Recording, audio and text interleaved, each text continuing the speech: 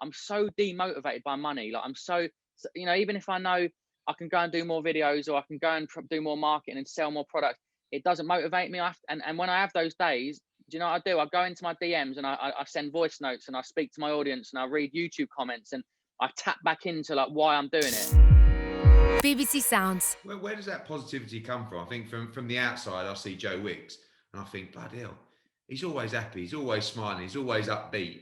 Is it just down to the passion for what you do? Or, I mean, I know, you get people that are positive and generally enthusiastic in life, but is it just the waking up every morning, loving what you do? Is that the underlying reason of the positivity?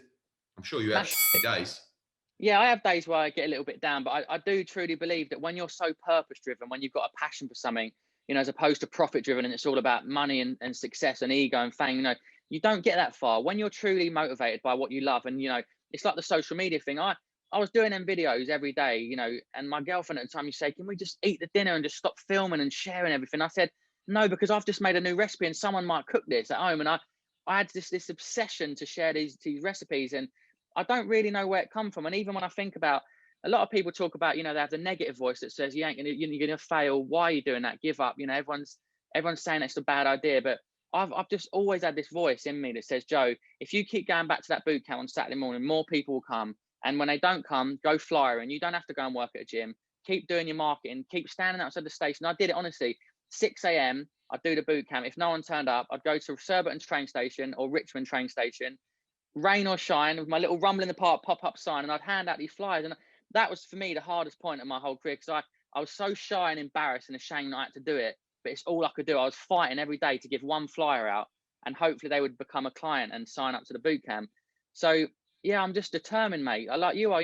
I know you're ambitious and you've got this huge business, but I think you love what you do, and that shines through. And that's what gets you up in the morning, isn't it? It's like a game. It's like a game. It's a challenge. It's fun, and I love connecting and reaching as many people as possible through my content. So although I've got the 90-day plan, I've got a new app coming out, and I've got my books. Really, my whole business is around free content. It's YouTube, which is free, and it's Instagram, and it's sharing as much content as I can. And that's what I love. I like it being accessible for everybody. Do you find when it becomes a little bit too big, and for us as well, obviously this is a family business. My dad created this business from nothing. I've come on, tried to do my own thing as well. Well, you've done all right, mate. You've done all right, but that's it goes back to the passion. It goes back to, I love what I do. It doesn't feel like a chore to me. It doesn't feel like a job.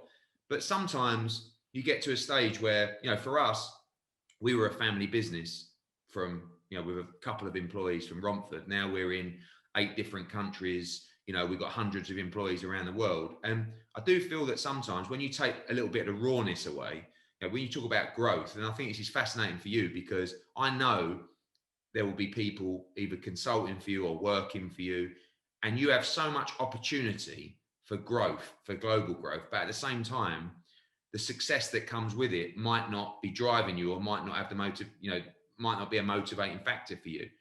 But do you feel that when you look back at those days over Richmond Park, where the hustle was just so real, in a sense of, I've just got to get people there. Do you miss those days? Has it become a monster that sometimes is not enjoyable? Or are you just so happy with the awareness and the growth that you're happy? Because I think back in those days, it was a different kind of feeling, wasn't it, within the business and where you were in your life?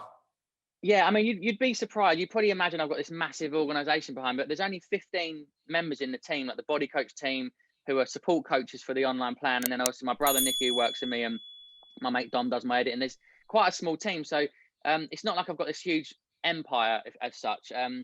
But I suppose, yeah, I do. The early days, the early days were fun. It was the grind when it was like, it was the ambition. It was growing, and I was reaching people, and it was a challenge. But I suppose I do have conversations. I have days with my brother where I tell him I'm so demotivated by money. Like I'm so, even if I know I can go and do more videos or I can go and do more marketing and sell more products, it doesn't motivate me. And when I have those days, do you know what I do? I go into my DMs and I send voice notes and I speak to my audience and I read YouTube comments and I tap back into like why I'm doing it.